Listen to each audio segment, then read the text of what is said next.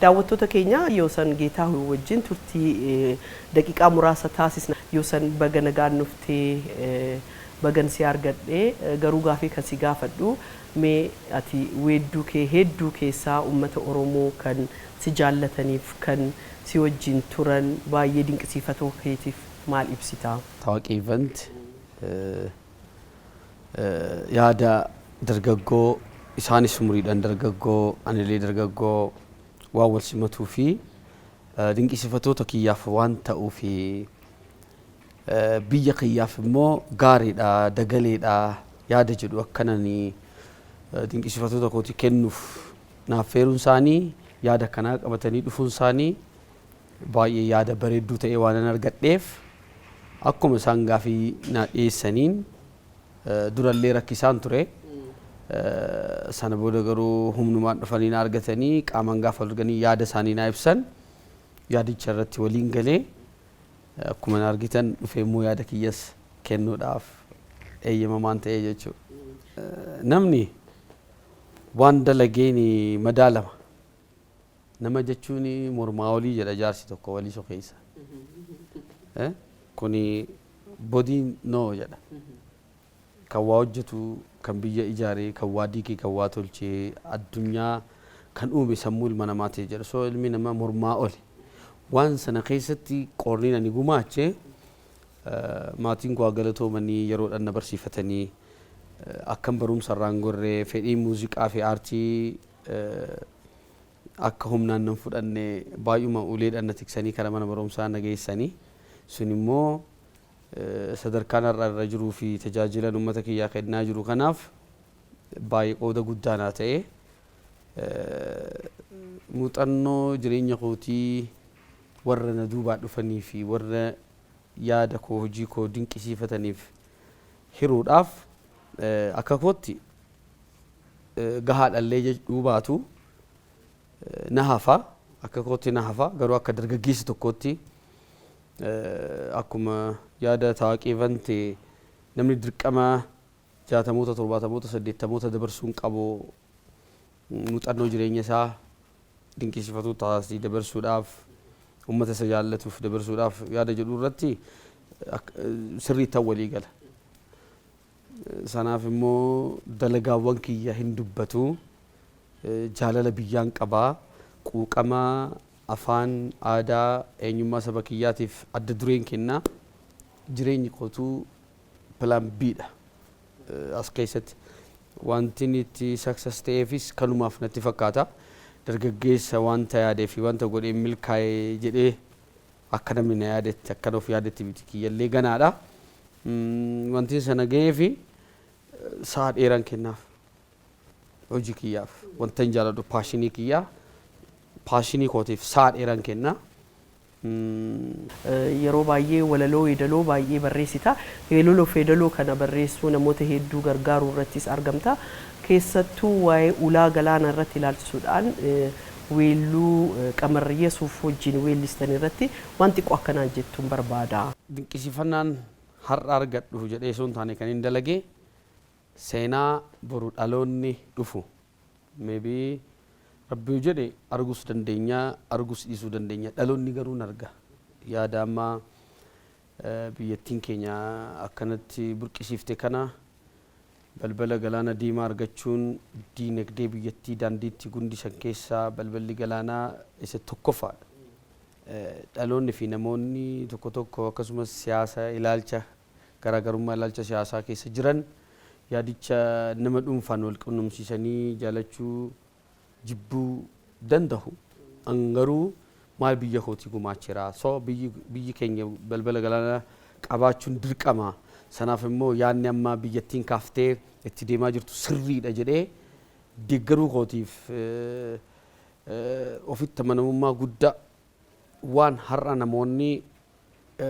maybe ittiin tolle ta'uu danda'a waan boru dhaloonni garuu itti gammaduudha. Sanaan wal qabatee yaadni suni dureessa keenya illee hin jedhuuni sooressa keenya yaadataa Junaddiin tibba Oromoon mormaa fi bushaa biyyattii waldhabni isaanii hammaatee ilmaan Oromoo harcaatu keessatti mee waa'ee tokkummaa hojjedhu naan jedhanii waa'ee tokkummaa qamariif dalaginaan jedhanii sanaaf istiidiyoo dhaqee too dalagnu hiriyaan keenya abin dabbasaa suni nu keessa jira isatu yaada isaa kaase isatu nu qindeessaa ture yaada sana maaliif lama taatanii dalagdanii humni isaa daran nama tokkorra nama lama ta'uun keessan waan hundaan ni caalaa soo maaf waliin hojjettanii nam jedhee yaada nuu kenne no annan saalfadhee ture hirichatti muuziqaa hojjechuu fi dhufee willisaa qamar fakkaatuuf this legend nama guddaa nama generatiinii lamaa ol quuqama irratti sabboonummaa irratti gorsaa ture ani immoo ijoollee kaleetii in ulfaata jennaanin annuu nan gaafa dhedhee gaafatee qamari seeyyamamaa ta'ee hojiin sun akkasitti dalagame dhimma dhageeffatamuu isaatii miti yaada weellisaa Oromoo tokkoo bira jiru ummanni akka beekuudha nuti kan yeroo sana dalagne maal dhimma biyyattiin guddachuu keessatti dhimma biyyattiin balbala galaanaa qabaachuu keessatti adda dureedha nuti yaada jedhu dabarsuuf abbaan fee yaa jaalatu abbaan fee hakomatu kan biyya koonaa dursu hin jiru biyya kootiin maalumaa hin dorgomsiisu yaadota nama dhuunfaan sodaadhu waan biyyaa taatu waan dhalootaa taatu fuulduratti illee fufsiisuudhaaf qophiidha akkasittiin sirbi kun dalage. Baay'ee waan gaarii kaaste keessattuu biyyan jaalladha gaafa jettu akka maatittan yoo san hin beeka jedhee nama naanii akka nama tokkotti maatiin hedduun bakkee jiru. Ati garuu maatii qabda ijoollee qabda biyya jaallattee as jiraatta jedhee naman biyya kee Itoophiyaa kan akkamitti ibsita gara fuulduraatti maal yaaddaaf biyyattii kanatti? Namni kamiyyuu jiruuf jireenya gaggeessu kana mo'achuudhaaf wal'aansoon jireenyaa yoomumaan dhaabatu sii guutuu baatus wal'aansoo jireenyaa ni qabatta haga biyya lafaa dhufte kanatti sana keessatti biyya duroomte qabaachuu dandeessaa biyya hiyyoomte qabaachuu dandeessaa tokko biyya hiyyoomte duroomsuuf biyya isaa jaallatee biyya isaa keessatti jilbiibbiin deemee maqaa isaanii sii dha'uus baadhuu namoota fakkeenyota baay'ee nu ta'antu jiru tokko immoo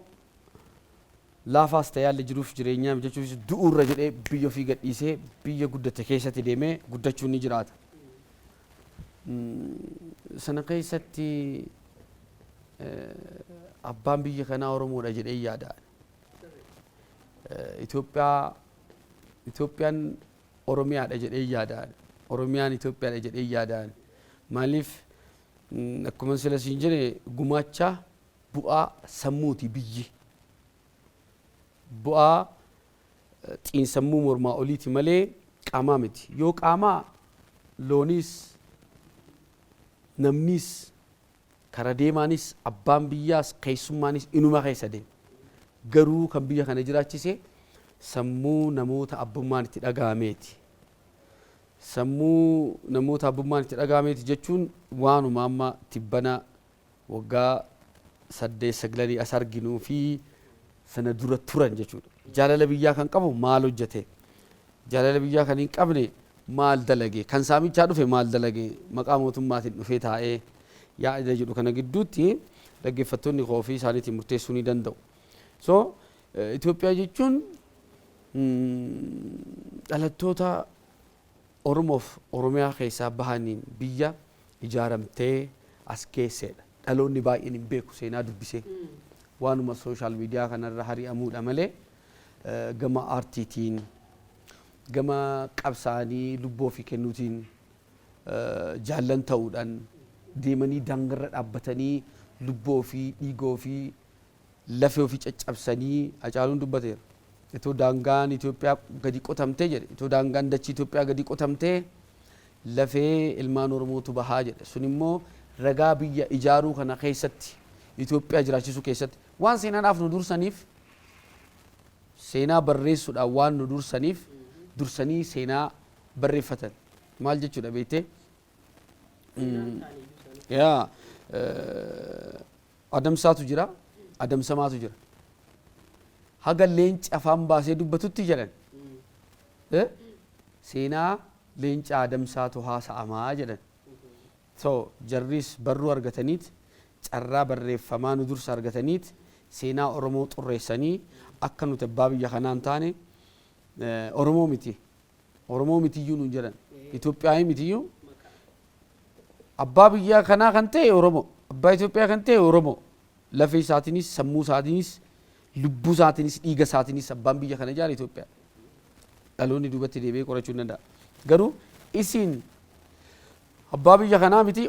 oromoo iyyuu miti jedhanii maqaa nan jibbu sanatti maqaa oromoo jibbu sana nutti moggaasanii jechuudha sana jechuun waan afaaniif barruun ajjeesirra waan qawween ajjeesirra waan afaaniif barruun ajjeesetu irra cima wanti qawwee ilmi ga'eessin du'aa dhalataan hin dhalata beeyte waan barruun ol kaa'e garuu yeroo hunda dhalootatti ajjeesaa deema. Atii fi Galaanaan sirba wayii sirbitaniittu isa akkamitti ibsita? Ani jibbiinsa weellisichaa jibbiinsa namoota sadii gariinii fi wantoota yaadni sammuu isaa deeggaruu sana yaadni sammuu ni deeggaruu sana mormuu karrayyuu caala biyya waliin qabnu kana ajjeesuu isaatiif itti gaafatamaadha jedhee namana biyya jirtu itoo biyyi jiraachuu baattee ani ifate hafuuran baafan itoo biyyi jiraachuu baattee manni muuziqaa manni hoteelaa namni deemu namni galu namni bahu namni dalagu jiraachuu hin danda'u akkuma biyya kamuu biyya tokko keessatti namni du'uu danda'a biyyi gaafa guddattuu namni misoomaan ka'uu danda'a dureessi hiyyeessa mo'ataadha yeroo hunda miti biyyattiinis kanuma gaggeessite haafuuti immoo wanti biyya keenyatti adeemsifame waan nama dhuunfaadhaa godhame osoo hin taane hiyyeessota kaasee waan biyyaa godhamedha iddoon aara galfiiwwan addaraashni dalagaman biyya ofii bareechuu marga facaasuun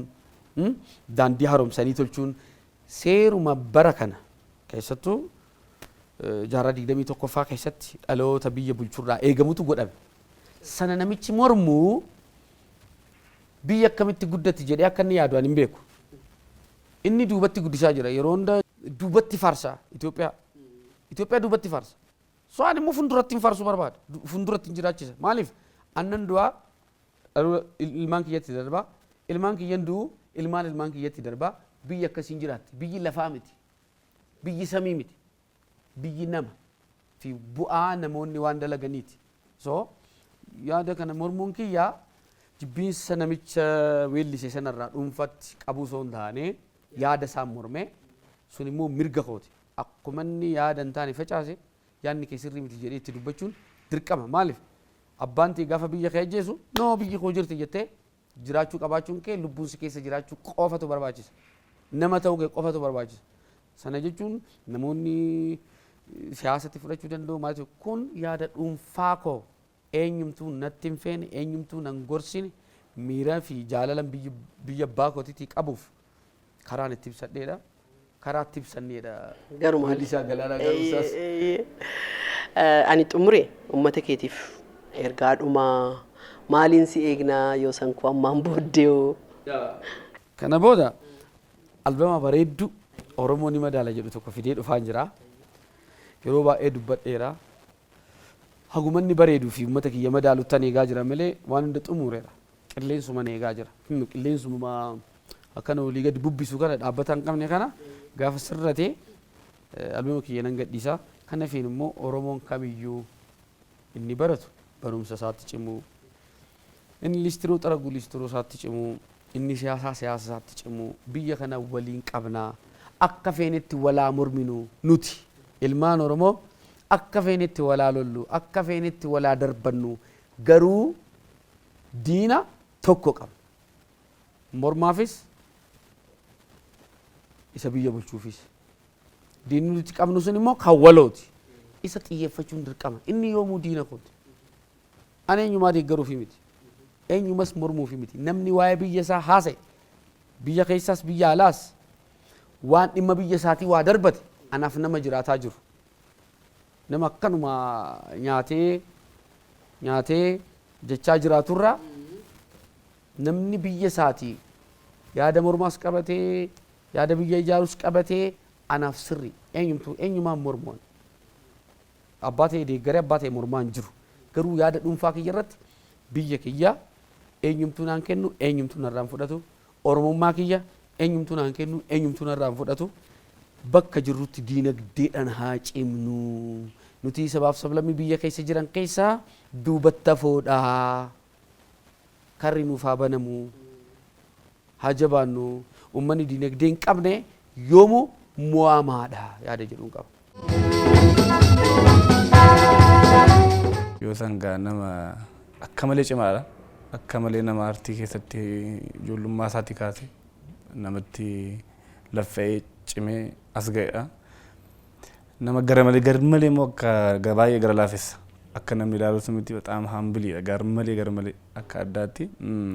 nama badhaasa weedaloo fi weedalootiin rabbi badhaase akka Oromoon goota cimaadha. Nama cimaadha akka Oromootti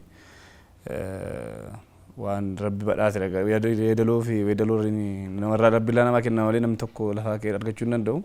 Nama hin haasaamneef namni hin dubbanneef namallee amma fakkeenyaaf weedaloo kana namni itti siqee yoo arge malee nama hedduuf kennaa oola. Qarshii malee kenna. Hin gurguru jechuudha. Sigalee nama cimaadha akka Oromootti nama qabnu keessaa nama jajjabeeffannuu qabnu keessaa tokkodha. Akkanitti siqee ilaalettis akkan beekuttis akka riyyummaa kiyyaatti nama baay'ee gara laafessa. Waltajjii irratti akkuma ati agartu bokkeessa gadi baanaan waltajjii irratti dandeettii waltajjii qaba. Yoo san akkuma beektu albama baaseetu hin ta'in waan xiqqoo hojjetetu uummata biraan jaalamtii guddaa argate jaalala guddaa argate uummata isaarraa kabajaaf jaalala guddaa argate amma immoo albama cimaa albama bareedduu qabatee karaarra jala dhufaa jira.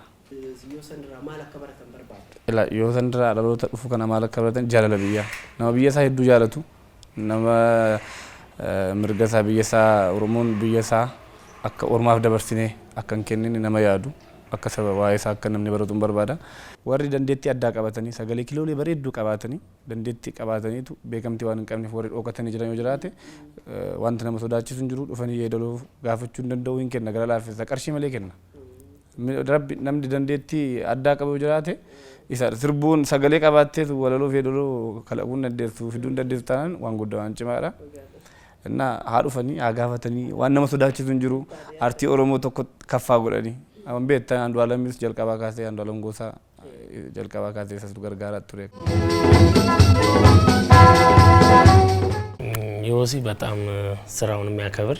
Yoosiin nama hojii isaa baay'ee kabaju itti cichee hojjechuun nama amanu waan eegale osoo hin xumurre istiidiyoodhaa hin ba'u kuni cimina isaati sa'aa dheeraa fudhatee hojjeta waan hojii isaa miidhagsu hundaa barbaadee hojjeta ogummaa muuziqaan waan guddaa isarraa argeera. ትልቅ ነገር አይቼበታለሁ ሐሳቡ መጀመሪያ ይመጣለታል ከዛ በኋላ ረጅም ሰዓት በመጻፍ yaanni isaa jalqabanii dhufaafi san booda yeroo dheeraaf barreessuun waan baay'ee sitti dabaluun yaaluu irratti nama yeroo isaa kennee hojjetu. Ana biraas tiraakota muraasa ni qaba. Muuziqaa baay'ee bareedaa, muuziqaa fooyya'aa fi yeroo wajjin deemu yeroo dhiyootti qabannee dhufna.